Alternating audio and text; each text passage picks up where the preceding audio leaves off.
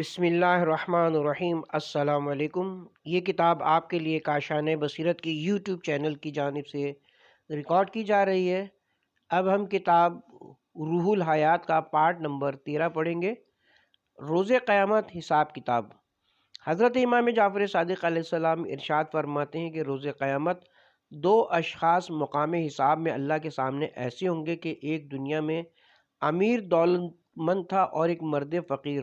عرض کرے گا، خدایا مجھے تو نے کیوں کھڑا کیا ہے؟ قسم ہے تیری عزت و جلالت کی، میرے پاس دنیا میں مال و دولت کچھ نہ تھا جس کے سبب سے میں کسی کی حق تلفی یا کسی پر ظلم کرتا۔ تیری بارگاہ سے صرف بقدر گزرے اوقات روزی ملتی رہی۔ اللہ تعالیٰ فرمائے گا، ہمارا بندہ سچ کہتا ہے، اس کو بہشت میں لے جاؤ۔ اور اس دولت مند مرد امیر کو اتنے عرصے تک حساب کتاب کے لیے محشر میں کھڑا کیا جائے گا کہ اس کے پسینے سے 40 شتر سیراب ہو سکیں۔ جب وہ شخص مال و دولت کے حساب سے فارغ ہوگا تب بہشت میں لے جایا جائے گا۔ اسے دیکھ کر اس کا فقیر ساتھی پوچھے گا کہ اتنی دیر کیوں لگی؟ تو وہ کہے گا کہ میرے ذمہ بہت سا حساب تھا، ایک سا فارغ نہ ہونے پاتا تھا کہ دوسرا درپیش ہو جاتا تھا۔ جب بہت عرصے کے بعد حساب ختم ہوا تو رحمت الہی کا نزول ہوا اور توبہ کرنے والوں میں شامل کر کے مجھے بخش دیا۔ پھر یہ امیر آدمی اس بہشتی سے پوچھے گا کہ تم کون ہو؟ وہ کہے گا، میں وہی مرد فقیر ہوں جو تمہارے ساتھ حساب میں کھڑا تھا۔ بہشت کی نعمتوں اور راحتوں نے میرے اندر ایسی تبدیلی پیدا کر دی کہ تم مجھے پہچان ہی نہ سکے۔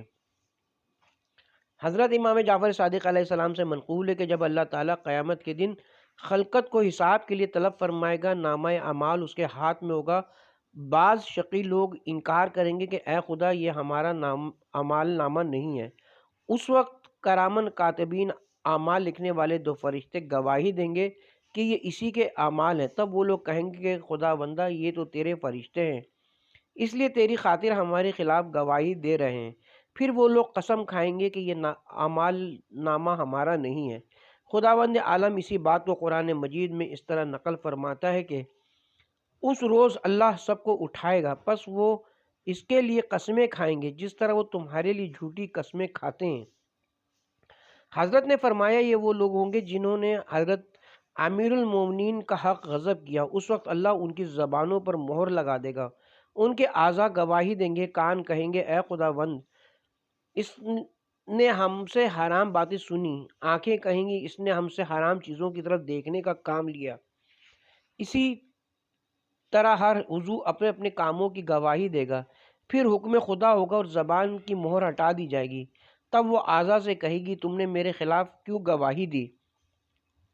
تمام اعضاء اس سے کہیں گے کہ جس خدا نے سب کو بولنے کی طاقت عطا فرمائی، اسی نے ہمیں سچ بولنے کی قوت بخشی۔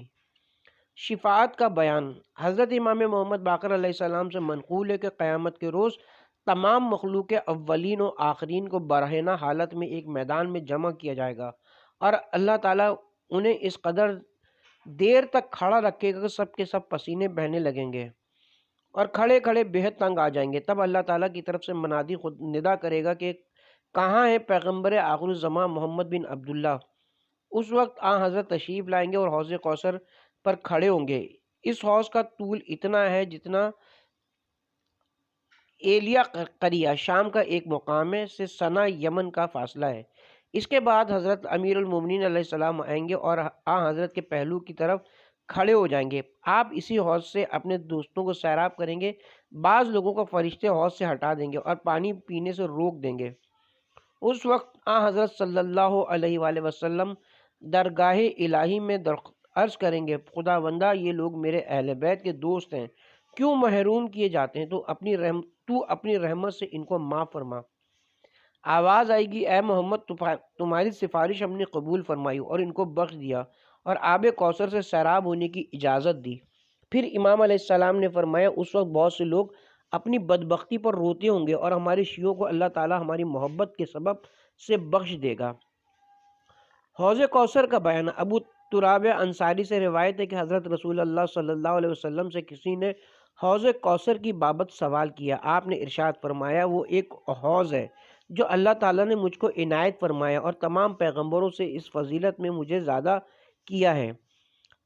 اس کا طول اتنا ہے جتنا قریہ ایلہ سے صنع تک فاصلہ ہے، اور اس کناروں پر پانی پینے کے آبخورے اس قدر رکھے ہیں جتنے آسمان پر ستارے ہیں، اور عرش سے دو بڑی نہریں اس میں گرتی ہیں۔ اس حوض کا پانی شہد سے زیادہ شیریں اور دودھ سے زیادہ سفید ہے، اس کی مٹی مشک سے بھی زیادہ خوشبودار ہے، سنگریزے یاقوت اور زمرد کے ہیں، اس کی گھاس زعفران ہے۔ مجھ سے اللہ تعالیٰ نے وعدہ فرمایا ہے کہ وہی لوگ اس کا پانی پیئیں گے جن کے دل شرک و نفاق سے پاک اور نیت صاف ہوگی، اور میرے وسیع علی ابن ابی طالب کی پیروی اور محبت میں ثابت قدم رہے ہوں گے، اور علی کے دشمنوں کو حوض کوثر سے اس طرح ہٹایا جائے گا جیسے خارش زدہ اونٹ کو اونٹوں سے الگ ہنکا دیا جاتا ہے۔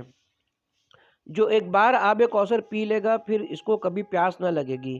متواتر حدیثوں سے ثابت ہے کہ آن حضرت فرماتے ہیں جو شخص خدا پر ایمان رکھتا ہو اور قیامت کو برحق جانتا ہو، اس کو حوض کوثر پر بھی ایمان رکھنا چاہیے، ورنہ خدا اس کو آب کوثر سے سیراب نہ کرے گا۔ اور فرمایا جو شخص ہماری شفاعت پر ایمان نہیں رکھتا وہ قیامت کے روز میری شفاعت سے محروم رہے گا، اور فرمایا میری شفاعت ان لوگوں کے لیے ہوگی جن پر گناہ کبیرہ کا بوجھ ہوگا، مگر نیک بندوں کے لیے کوئی رکاوٹ نہ ہوگی۔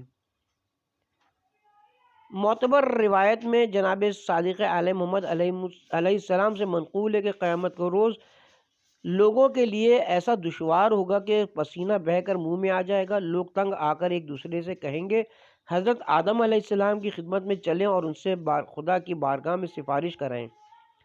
جب حضرت آدم علیہ السلام کے پاس سفارش کی التجا کی جائے گی تو وہ کہیں گے کہ میں خود سفارش کا منتظر ہوں، تم حضرت نوح علیہ السلام کی خدمت میں جاؤ۔ اسی طرح جس پیغمبر کے پاس جائیں گے وہ دوسرے پیغمبر کے پاس جانے کو کہے گا۔ بالآخر جب حضرت عیسیٰ علیہ السلام کے پاس جائیں گے آپ کہیں گے کہ حضرت محمد بن عبداللہ کے پاس جاؤ۔ جب لوگ آن حضرت کی خدمت میں پہنچیں گے تو آپ فرمائیں گے میرے ساتھ آؤ، میں تمہاری سفارش کروں گا۔ آن حضرت بہشت کے دروازے پر لے جا کر درگاہ خدا میں سجدہ بجا لائیں گے، پھر سفارش فرمائیں گے تو آواز آئے گی اے محمد ہم نے تمہاری شفاعت قبول فرمائی۔ یہ اس آیت کی تفسیر بھی ہے۔ امید رکھو کہ تمہارا رب تمہیں مقام محبوب و پسندیدہ و محمود تک پہنچا دے گا۔ منقول ہے کہ ایک شخص حضرت امام محمد باقر علیہ السلام کی خدمت میں حاضر ہوا اور عرض کرنے لگا یا حضرت آپ سفارش کا ذکر فرما کر لوگوں کو مغرور کرتے ہیں۔ آپ نے فرمایا تو سمجھتا ہوگا کہ نفسانی خواہشوں کو روک سکتا ہے، اور ہمارے جد امجد حضرت محمد کی سفارش کی تجھے ضرورت نہیں ہوگی۔ خدا کی قسم اگر روز قیامت کی پریشانی اور تکلیف کو تو دیکھے تو ضرور شفاعت کی خواہش کرے، اور شفاعت کی ضرورت ان لوگوں کو ہوگی جو اپنے گناہوں کی وجہ سے جہنم میں جانے کے لائق ہیں۔ روز قیامت اولین و آخرین سبھی کو شفاعت کی حاجت ہوگی۔ شیعوں کا بہشت میں جانا، حضرت صلی اللہ علیہ وآلہ وسلم اپنی امت کی سفارش فرمائیں گے، اور ہم گروہ ائمہ اپنے شیعوں کی اور ہمارے شیعہ اپنے دوستوں کی سفارش کریں گے۔ بعض مومن اپنے دوستوں کی سفارش کریں گے کہ ان کی تعداد عرب کے 2 خاندانوں ربیعہ اور مضر کے برابر ہوگی، اور کوئی مومن صرف اپنے خدمتگار کی ہی سفارش کرے گا یہ کہہ کر خداوندہ اس نے میری خدمت کی تھی، اس کا مجھ پر حق ہے، میں سفارش کرتا ہوں کہ تو اس کو بخش دے۔ حضرت سے منقول ہے کہ قیامت کے روز 3 قسم کے لوگ سفارش کریں: اول پیغمبر حضرات، دوم علماء، سوم شہداء۔ حضرت امام جعفر صادق علیہ السلام سے روایت ہے کہ حضرت امیر المومنین علیہ السلام نے حضرت صلی اللہ علیہ وسلم سے سوال کیا اس روز ہم محشور کریں گے متقی لوگوں کو گروہ کی صورت میں خدائے مہربان کی بارگاہ میں، در حالانکہ وہ لوگ تو خدا کے سامنے حاضر ہوں گے۔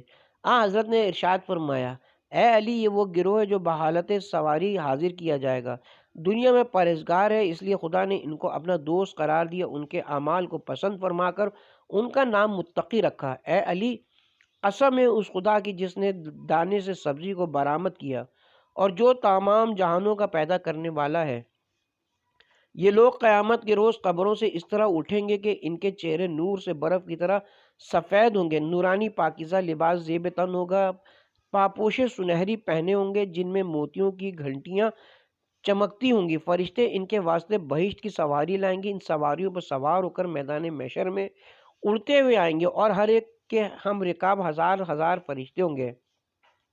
نہایت عزت و توقیر سے بہشت کے دروازے پر ان کو لائیں گے۔ اس دروازے پر ایک درخت ہوگا جس کے ایک پتے کا سایہ اتنا ہوگا کہ لاکھ آدمی اس کے نیچے آرام کر سکیں۔ اس کی دائیں جانب آب شیریں کا چشمہ ہوگا، اس سے وہ سیراب ہوں گے۔ اس پانی کی برکت سے ان کا غصہ و حسد جاتا رہے گا اور بدنما بال جسم سے گر جائیں گے۔ چنانچہ اللہ تعالیٰ ارشاد فرماتا ہے، اور ان کا پروردگار انہیں ایسی پاکیزہ شراب پلائے گا جس سے ان کی ظاہری اور باطنی برائیاں دور ہو جائیں گی۔ پھر وہ اس چشمے پر آئیں گے جو بائیں جانب ہوگا، جس کا نام چشمہ حیات ہے۔ اس میں وہ غسل کریں گے، جس کی برکت سے وہ ہمیشہ زندہ رہیں گے اور ہمیشہ کے لیے درد و تکلیف سے محفوظ رہیں گے۔ اللہ تعالیٰ فرشتوں کو حکم دے گا کہ میرے بندوں کو بہشت میں داخل کرو، میں ان سے ہمیشہ خوش رہا۔ جب فرشتے ان کو بہشت کے دروازے پر لائیں گے تو وہ حوریں جو اللہ تعالیٰ نے ان کے لیے پیدا کی ہوں گی، خوش ہوتی ہوئی استقبال کے لیے آئیں گی اور آپس میں کہیں گی کہ اللہ کے دوستوں کا بہشت میں آنا مبارک ہو۔ جب وہ لوگ داخل ہوں گے اور ان کی بیویوں اور تمام اہل بہشت شوق سے پکاریں گے، مرحبا مرحبا، مبارک ہو، بڑی دیر سے ہم سب تمہارے مشتاق تھے۔ یہ لوگ بھی ان کو خوشی سے ایسا ہی جواب دیں گے۔ جناب رسول خدا یہاں تک فرما چکے تو جناب امیر المومنین نے عرض کیا، یا حضرت یہ کون لوگ ہوں گے؟ حضرت نے ارشاد فرمایا، یہ گروہ شیعہ ہیں جن کے تم امام ہو۔ حضرت امام محمد باقر علیہ السلام سے روایت ہے کہ حضرت رسول خدا نے ارشاد فرمایا، قیامت کے روز خدا کی جانب سے منادی کی آواز آئے گی جس کو سب سنیں گے کہ کہاں ہیں صبر کرنے والے لوگ۔ اس وقت ایک گروہ آئے گا کہ فرشتے ان کی تعظیم کریں گے اور دریافت کریں گے تم نے کس طرح صبر کیا۔ یہ لوگ جواب دیں گے، ہم نے اللہ تعالیٰ کی نافرمانی اور گناہوں سے نفس کو باز رکھا۔ تب آواز آئے گی، سچ کہتے ہیں یہ لوگ، ان کو بغیر حساب لیے بہشت میں داخل کر دو۔ پھر ایک منادی آواز دے گا، صاحب فضل لوگ کہاں ہیں؟ ایک گروہ آئے گا، فرشتے ان کی تعظیم کریں گے اور دریافت کریں گے کہ تم میں کیا فضیلت ہے کہ اس درجے پر پہنچے؟ وہ جواب دیں گے، دشمنان خدا ہم پر ظلم و ستم کرتے تھے اور ہمیں برا کہتے تھے تو ہم برداشت کرتے تھے اور ان کے لیے ہدایت کی دعا کرتے تھے۔ تب آواز آئے گی، یہ لوگ سچ کہتے ہیں، ان کو بہشت میں داخل کرو۔ پھر آواز آئے گی، کہاں ہیں وہ لوگ جو ہمسائے ہیں؟ ایک گروہ آئے گا اور فرشتے ان کی تعظیم کر کے پوچھیں گے، تم نے ایسا کون سا عمل کیا ہے جس سے آج تم کو رحمت الہی کی ہمسائیگی کا شرف ملا؟ وہ جواب دیں گے، ہم دنیا میں صرف خوشنودی خدا کے لیے مومن ہمسایوں بھائیوں سے دوستی اور ہمدردی کرتے تھے اور مال سے ان کی مدد کرتے تھے۔ آواز آئے گی، سچے ہیں یہ لوگ، ان کو بہشت میں داخل کرو۔ پھر جناب رسول اللہ صلی اللہ علیہ وسلم نے ارشاد فرمایا، یہ لوگ پیغمبروں اور وصیوں کے ہمسائے ہوں گے۔ تمام لوگ حول قیامت سے پریشان ہوں گے مگر ان لوگوں کو کچھ خوف نہ ہوگا۔ سب کا حساب ہوگا مگر یہ لوگ بے حساب بہشت میں داخل کیے جائیں گے۔ لوائے حمد۔ حضرت امام جعفر صادق علیہ السلام سے روایت ہے کہ قیامت کے روز اللہ تعالیٰ کی رحمت ایسی وسیع اور عام ہوگی کہ شیطان بھی اس میں آنے کی طمع کرے گا۔ معتبر روایت میں حضرت رسول اللہ صلی اللہ علیہ وسلم سے منقول ہے، آپ نے ارشاد فرمایا، اے علی، بہشت میں داخل ہونے والوں میں سب سے اول ہوگے اور تمہارے ہاتھ میں لوائے حمد ہوگا جس کے 1000 پھریرے ہیں، ہر ایک پھریرا ان میں سورج اور چاند سے بڑا ہے۔ ایک روایت میں کہ حضرت نے ارشاد فرمایا، اے علی، سب سے پہلے قیامت کے روز تم کو بلایا جائے گا اور لوائے حمد دیا جائے گا۔ تمام اہل محشر دو طرفہ قطار میں کھڑے ہوں گے، تم لوائے حمد کو لے کر ان کے درمیان سے گزرو گے۔ اس کے علم کی چوب چاندی کی اور چوٹی سرخ یاقوت کی اور طول اس کا 1000 برس کی مسافت کے برابر ہے۔ حضرت آدم اور تمام انبیاء اس کے نیچے ہوں گے۔ اس کے 3 پلے ہوں گے، ایک مشرق میں اور دوسرا مغرب میں، تیسرا تمام جہانوں میں پھیلا ہوا ہوگا اور ان پر 3 سطریں تحریر ہوں گی۔ پہلی میں بسم اللہ الرحمن الرحیم، دوسری میں الحمدللہ رب العالمین اور تیسری سطر میں لا الہ الا اللہ محمد الرسول اللہ تحریر ہوگا۔ اور ہر 70,000 برس کی راہ کے برابر طویل ہوگی اور اتنی عریض ہوگی۔ اے علی، تم میرا علم اٹھاؤ گے، امام حسن دائنی جانب اور امام حسین تمہاری بائیں جانب ہوں گے، اور عرش کے سائے میں میرے پاس آؤ گے۔ ایک بہشتی ہلا سبز تم کو پہنایا جائے گا۔ اس وقت اللہ کی طرف سے منادی آواز دے گا، اے محمد، کیا اچھا باپ ہے تمہارا ابراہیم، اور کیسا اچھا بھائی ہے تمہارا علی ابن ابی طالب۔ صحیح روایت میں حضرت امام جعفر صادق علیہ السلام سے منقول ہے کہ حضرت رسول اللہ صلی اللہ علیہ وآلہ وسلم نے ارشاد فرمایا، جب تم دعا مانگو تو میرے وسیلے سے دعا مانگا کرو۔ لوگوں نے دریافت کیا، یا حضرت وسیلہ کیا ہے؟ حضرت نے ارشاد فرمایا، اللہ تعالیٰ نے بہشت میں میرے واسطے ایک درجہ مقرر فرمایا ہے، اس کا نام وسیلہ ہے۔ اس کے 1000 درجے ہیں، ایک سے دوسرے تک 1000 سال کی مسافت کے برابر فاصلہ ہے، جس کو تیز گھوڑا طے کرے گا۔ اور ان میں کوئی درجہ زبرجد کا ہے، کوئی یاقوت کا، کوئی موتیوں کا، کوئی سونے کا اور کوئی چاندی کا ہے۔ قیامت کے روز باقی پیغمبروں کے درجوں کے ساتھ میرے درجے کو لایا جائے گا، اور وہ سب کے درمیان چاند کی طرح چمکتا ہوگا۔ تمام پیغمبر، صدیق اور شہید کہیں گے کہ وہ کتنا خوش قسمت ہے جس کا یہ درجہ ہے۔ اس وقت آواز آئے گی کہ یہ درجہ محمد بن عبداللہ کا ہے، اور میں وہاں اس شان سے آؤں گا کہ نور کا لباس زیب تن، تاج شاہی سر پر بزرگی اور کرامت کا ترہ لگائے، میرا علم اور لوائے حمد لیے ہوئے علی ابن ابی طالب میرے آگے ہوں گے، اور علم پر لکھا ہوگا، لا الہ الا اللہ محمد رسول اللہ۔ میں اس درجے کے اوپر ہوں گا اور علی مجھ سے ایک درجہ نیچے ہوں گے۔ تمام خاصان خدا کہیں گے، یہ دونوں بزرگوار کیسے صاحب فضیلت ہیں، اور آواز آئے گی، یہی ہیں میرے حبیب محمد اور ولی علی ابن ابی طالب۔ خوشا حال اس کا جوان جو ان کا دوست ہے اور ان کا دشمن ذلیل و خوار ہے۔ حضرت علی علیہ السلام کے اختیارات۔ پھر حضرت نے ارشاد فرمایا، اے علی، تمہارے دوست اس آواز کو سن کر خوش ہوں گے، اور تم سے لڑنے والے اور تمہارا حق غضب کرنے والے کانپتے ہوں گے، اور ان کے چہرے سیاہ ہوں گے۔ اس وقت 2 فرشتے، ایک رضوان بہشت کا دروغہ اور دوسرا مالک جہنم کا خازن آئیں گے اور مجھے سلام کریں گے۔ میں جواب سلام کے بعد دریافت کروں گا، تم کون ہو؟ رضوان کہے گا، یا حضرت، میں بہشت کا دروغہ و خازن ہوں، بہشت کی کنجیاں لے کر حاضر خدمت ہوا ہوں۔ اس وقت میں کنجیاں لے کر پروردگار کا شکریہ ادا کروں گا جس نے مجھے یہ شرف عطا فرمایا، اور وہ کنجیاں میں تم کو دے دوں گا، اور رضوان واپس چلا جائے گا۔ پھر مالک جہنم کا خازن و دربان آ کر مجھے سلام کرے گا، میں اس کو سلام کا جواب دے کر دریافت کروں گا، تم کون ہو؟ مالک کہے گا، میں جہنم کا خازن ہوں اور کنجیاں لے کر آپ کی خدمت میں حاضر ہوا ہوں۔ وہ کنجیاں اسے لے کر میں حمد الہی بجا لاؤں گا اور وہ تم کو دے دوں گا۔ مالک واپس ہو جائے گا اور تم کنجیاں لے کر جہنم کے کنارے پر جاؤ گے۔ اس وقت اس کے شعلے بلند ہوتے ہوں گے اور شور بلند ہو جائے گا، مہار اس کی تمہارے ہاتھ میں ہوگی، تو وہ فریاد کرے گی، یا علی، مجھے چھوڑ دو کہ تمہارے نور سے میری آنکھ سرد ہوئی جاتی ہے۔ اس وقت تم کہو گے، اے جہنم، تھم جا اور میرا حکم بجا لا، میرے دوستوں کو اپنے اندر لینے سے گریز کر اور میرے دشمنوں کو لے کر خوب عذاب دے۔ پھر حضرت نے ارشاد فرمایا، قسم خدا کی، اس روز جہنم اس سے زیادہ علی کی اطاعت کرے گی جتنی اب تمہارے غلام تم لوگوں کی اطاعت کرتے ہیں۔ ہر مسلمان پر واجب ہے کہ یہ اعتقاد رکھے کہ ایک روز بحکم خدائے تعالی نہ یہ آسمان باقی رہے گا، نہ زمین، نہ پہاڑ وغیرہ، اور مردے اپنے اسی جسم میں دوبارہ زندہ کیے جائیں گے تاکہ ان اعمال نیک و بد کا محاسبہ کیا جائے۔ فشار قبر، سوالات منکر و نکیر اسی بدن کو دوبارہ زندہ کر کے کیے جائیں گے۔ بعد ازاں مومنوں کی روحوں کو بدن مثالی میں منتقل کر کے دنیاوی بہشت میں بھیجا جائے گا، جہاں وہ نعمتہ خداوندی سے متنم ہوں گے، اور گاہے وادی السلام میں جو نجف اشرف کے صحرا میں حاضر ہوں گے، اور لوگ ان کی قبور پر زیارت کے لیے جائیں گے۔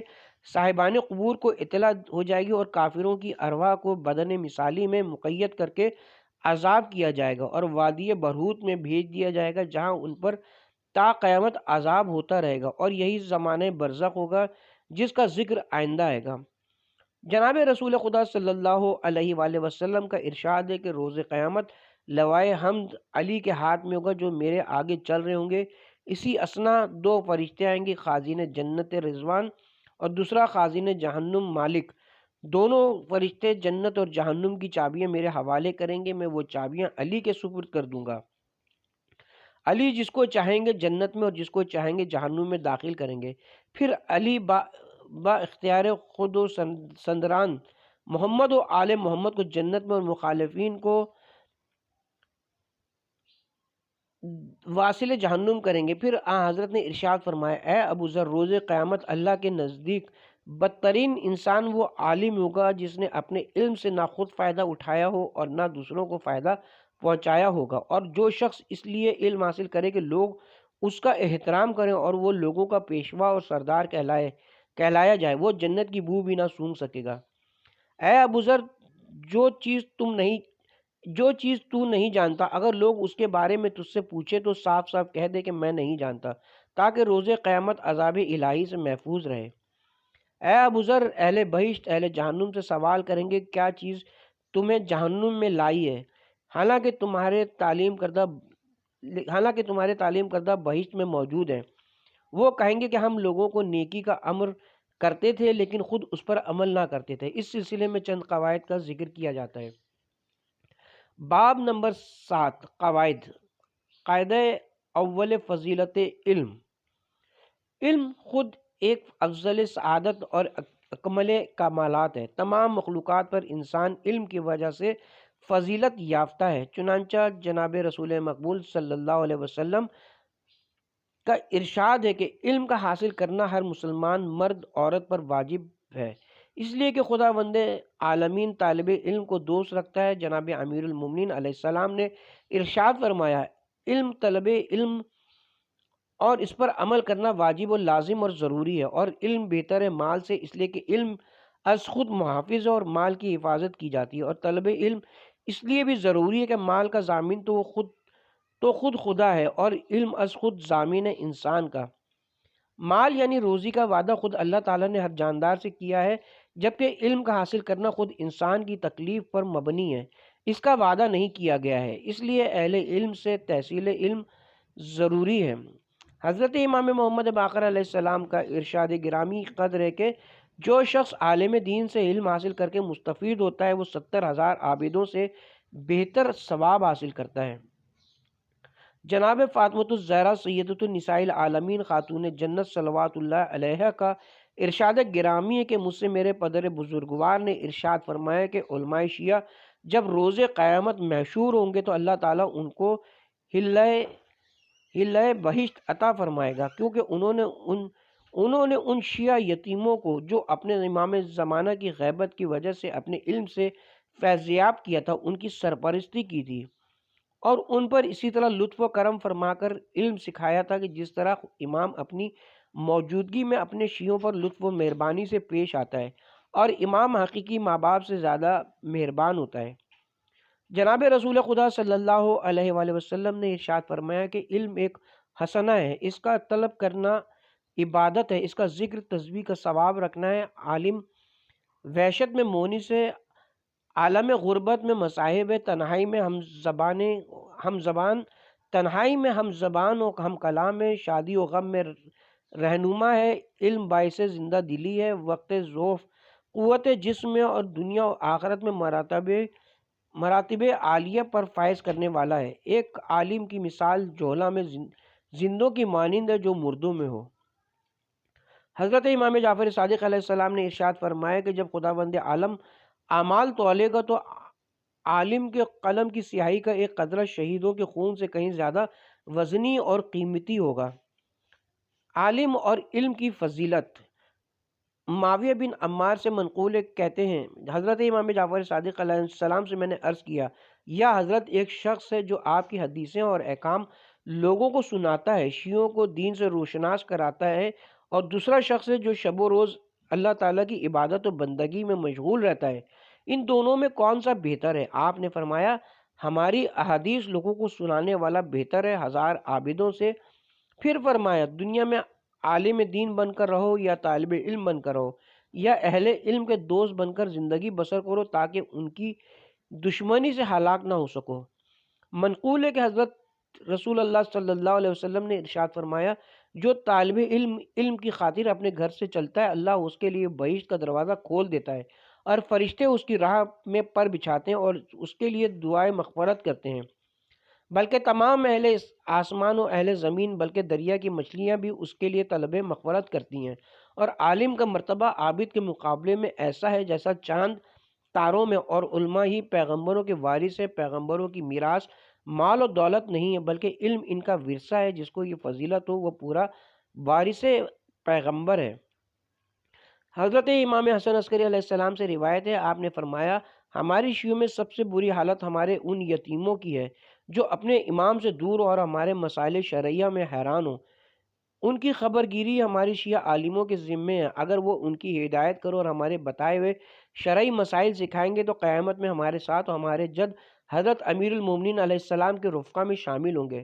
میرے آباء و اجداد نے حضرت رسول خدا کی زبانی مجھ سے یہ روایت کی ہے کہ جناب امیر المومنین علیہ السلام نے فرمایا، ہمارے شیعوں میں جو عالم ہو اور وہ ہمارے دین کا علم ہمارے برادران ایمانی کو تعلیم کر کے جہالت کی تاریکی سے نکالے گا، روز قیامت اس کے سر پر نور کا تاج ہوگا اور اس کے نور سے لوگ تعجب کریں گے، اور وہ ایسا قیمتی حلہ جنت پہنے گا کہ اس کا ایک تار تمام دنیا کے مال و متاع سے زیادہ ہوگا، اور ایک منادی آواز دے گا، اے لوگو، یہ آل محمد کے شاگردوں میں سے ایک عالم ہے، اس کے